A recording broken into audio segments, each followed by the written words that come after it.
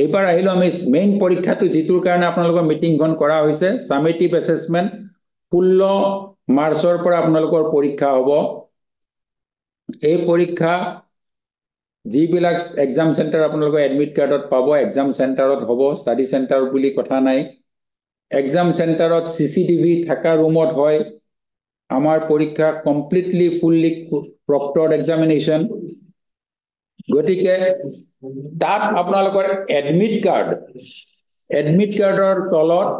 কিছুমান নোট দিয়া থাকে পঢ়ি চাব এনসাৰ স্ক্ৰিপ্টৰ ফ্ৰন্ট পেজতো কিছুমান নোট দেখা থাকে সেইকেইটাও পঢ়ি চাব মাস্টাৰ ডিগ্ৰী প্ৰগ্ৰামত যিখন এনসাৰ স্ক্ৰিপ্ট দিয়া যাব সেইখন 32 পেজৰ এনসাৰ স্ক্ৰিপ্ট আপোনালোকে এক্সট্ৰা কোনো এনসাৰ স্ক্ৰিপ্ট নাপায় এনসাৰ স্ক্ৰিপ্ট আপোনালোকে বেলেগ ধৰণৰ লুজ পেপাৰ বা অন্য কোনো ধৰণে নাপাব যিখন পেপাৰ দিয়া হৈছে তাতে দিয়া হ'ব একেখন বহিতে লিখিব লাগিব লুজ পেজ দিয়া নাযায় এইবাৰৰ পৰা এনইপি প্ৰগ্ৰামত আমি কুৱেশ্যন পেপাৰৰ ফৰমেট অলপ চেঞ্জ কৰিছো আপোনালোকৰ কেৱল দুটা কুৱেশ্যন থাকিব এইটো ভিডিঅ' বিলাক অফ কৰি দিয়া তেওঁলোকৰ কি কৰি থাকে দুটা কুৱেশ্যন থাকিব আমাৰ কুৱেশ্যন থাকো এই তেওঁলোকৰ ষ্টুডেণ্ট আমাৰ এটা কুৱেশ্যন প্ৰথম কুৱেশ্যনটোত 1 নম্বৰত 8টা অপশন থাকিব অপশনাল কুৱেশ্যন তাৰে যিকোনো 5টা কৰিব লাগিব প্ৰত্যেকটো কুৱেশ্যন 10 মাৰ্কৰ আৰু 400 words অৰ্থাৎ 400 wordsৰ এটা কুৱেশ্যনত 400 words ম্যাক্সিমাম লিখিব লাগে 400 বুলি কলে আপুনি যদি 50টা ওয়ার্ডত এনসারটো কৰি পেলাই ভাবে যে নম্বৰ পাম এটো নাভাইব যেটো কোৱেশ্যন হেমতে বনোৱা হৈছে around 400 wordsত answer is expected long question 5টা তাৰে 8টা অপশন থাকিব 8টাৰ ভিতৰত যিকোনো 5টা কৰিলে হ'ল সেকেন্ড কোৱেশ্যনটো হল 6টা অপশন থাকিব তাৰে যিকোনো 4টা কৰিলে হ'ল each question carries 5 marks 50 plus 20 70 কোনো অন্যান্য শর্ট কোয়েশ্চন নাথাকে গতিকে আপোনালোকে যদি পুৰণা কিবা কোয়েশ্চন পেপাৰ চাই তাৰ ফৰমেটৰ লগত আপোনালোকৰ নিমিলিব সেই কাৰণে এই মিটিংখনত আপোনালোকক জনাই দিয়া হৈছে যে কোয়েশ্চন বিলাক লং কোয়েশ্চন হ'ব আপোনালোকৰ ইউনিট বিলাক কভাৰ কৰি এটা কোয়েশ্চনত দুটা ইউনিটৰ বস্তু মিক্স হৈ থাকিব পাৰে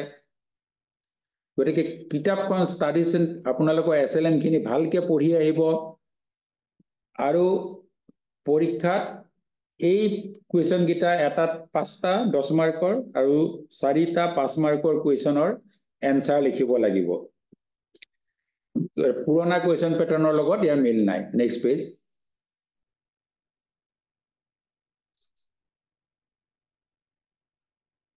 আমি এক্সামিনেশন যেতিয়া পাতো জেনাৰেলি 2 পৰা 3 মাহ আগতে আমি এখন নোটিস দিও যে এক্সামিনেশন হ'ব ৰেগুলাৰ লাৰ্নাৰ্স আপোনালোক এতিয়া ৰেগুলাৰ লাৰ্নাৰ্স আপোনালোকৰ কাৰণে কোনো এক্সট্ৰা ফৰ্ম ফিল আপ কৰিব নালাগে ইয়াৰ ভিতৰত কোনোবাই যদি বেক পায় নেক্সট টাইম বেক পাওতে আপোনালোকে ফৰ্ম ফিল আপ কৰিব লাগিব এই নোটিসখন মেইনলি বেক এক্সামিনেৰ কাৰণে 2 মাহৰ পৰা 3 মাহ আগতে নোটিস থাকিব তাৰ কাৰণে আপোনালোকে কোনো ষ্টাডি সেন্টাৰত কতো যাতে একো এক্সট্ৰা পেমেন্ট নিদিয়ে যেটো আপোনাৰ এডমিশন হৈ গৈছে তাতে সব ফিজ ইনক্লুডেড আছে গতিকে আপোনালোকে নেক্সট একো পেমেন্ট কৰিব নালাগে পৰীক্ষাৰ কাৰণে কেতিয়াও আপোনালোকে কোনো ষ্টাডি সেন্টাৰত কতো পেমেন্ট নকৰিব আপোনালোকৰ বেকৰ যেতিয়া আহিব অহা বছৰ তেতিয়া আপোনালোকে এই ফৰ্ম ফিল আপ কৰোতে অকল বেক ষ্টুডেন্ট খিনিয়ে অনলাইন ফৰ্ম ফিল আপ কৰিব অনলাইন পেমেন্ট কৰিব কোনো বেলেগ মডেৰে নহয় ওয়েবসাইটত যেটো অনলাইন পেমেন্ট অপশন আছে তাত গৈ তেতিয়া পেমেন্ট কৰিব এতিয়াই আমি জনাই থৈছো কাৰণ পিছত আকৌ মিটিং নহব পাৰে ফাৰ্স্ট টাইম কাৰণে আপোনালোকক জনাই দিছো ভৱিষ্যতে বেক লাৰ্নাৰ্ছৰ কাৰণে অকল অনলাইন ফিজ টু পেমেন্ট কৰিলে আমি অটোমেটিক্যালি গম পাই যাম কোনে ফিল আপ কৰিছে আৰু একো বেলেগ এক্সট্ৰা ফৰ্ম ফিল আপ কৰিব নালাগে নেক্সট এখিনি আমাৰ মেইনলি কথা আপোনালোকক জনাব ওলাইছিলো যে দুটা বস্তুৱে মেইনলি জনাব ওলাইছো এটা হৈছে কতো ফিজ পেমেন্ট নকৰিব কেশ কতো পেমেন্ট নকৰিব কোনো ষ্টাডি সেন্টাৰ ইউনিভাৰ্সিটি কতো নকৰিব সেকেন্ড হৈছে আপোনালোকৰ যেটো পৰীক্ষাৰ ফৰমেট হেতু 10 মাৰ্কৰ 5টা কোৱেশ্চন আৰু 5 মাৰ্কৰ 4টা কোৱেশ্চনৰ এনসাৰ লিখিলে পৰীক্ষা হৈ যাব এবাৰ যিখিনি মাস্টাৰ ডিগ্ৰী প্ৰগ্ৰাম এনইপি প্ৰগ্ৰামৰ আপোনালোকৰ জানে এইবাৰৰ 6টা কোৰ্স আছে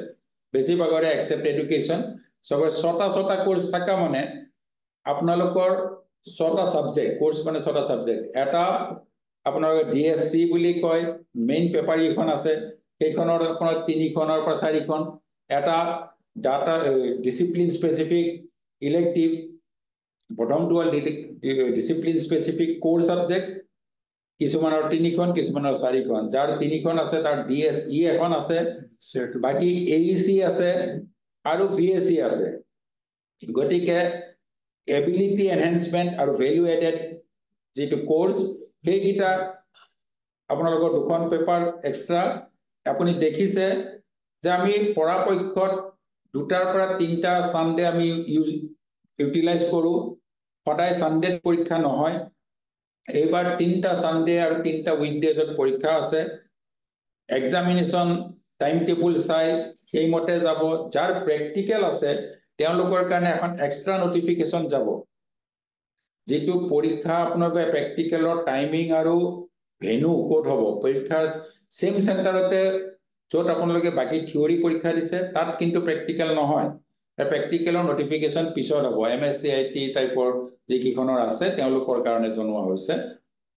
গটিকে সেইকিটা হল মেইন কবলগিয়া আপোনালোকৰ যিকোনো প্ৰবলেমৰ কাৰণে যদি এডমিট কাৰ্ড ৰিলেটেড প্ৰবলেম হয় কোনবাই পোৱা নাই কাৰোবাৰ এডমিট কাৰ্ডৰ খেলিমেলি হৈছে ইমিডিয়েটলি বস্তুটো আপোনালোকে এটা ইমেইলত দিব লাগে কি লিখিছে এডুকেশন নাই যিখিনি প্ৰ্যাকটিক্যাল আছে এডুকেশনৰ যেতি যোনটো পেপাৰত প্ৰ্যাকটিক্যাল আছে সেই পেপাৰত প্ৰ্যাকটিক্যাল খিনি হ'ব আৰু সেইটো বিষয়ে নোটিফিকেশন হ'ব যত হাফ পেপাৰ থাকে তাত 2 আৱাৰ্ছৰ হ'ব যিকিখন অকল হেতু জেনাৰেলি ডিগ্ৰী যত প্ৰ্যাকটিক্যাল থাকে তাৰে হাফ পেপাৰ থাকে থিওৰি পাৰ্টটো আদাৰৱাইজ হাফ পেপাৰ নাথাকে গটিকে এডুকেশনৰ যোনকিটা সেমিষ্টাৰত হাফ পেপাৰ থাকিব যিকিখন পেপাৰ হাফ পেপাৰ হ'ব তাত প্ৰ্যাকটিক্যাল থাকিব তেনেকে এমএসডব্লিউৰ আপোনাৰ ফিল্ড ওয়াৰ্কৰ এখন থাকিব সেইকিটা প্ৰ্যাকটিক্যাল আৰু ফিল্ড ওয়াৰ্ক সেই বিষয়ে বেলেগ বেলেগকে নোটিফিকেশন হ'ব গটিকে সেইকিটা ডিপাৰ্টমেন্টে ওয়েবসাইটত চাই থাকিব কনসাৰ্ন আজিকালিও আৰু বেলেগ নোটিফিকেশন যাব সেইকিখন নোটিফিকেশন আপোনালোকে চাব যাতে ইনফৰমেশন বিলাক তাতে পাব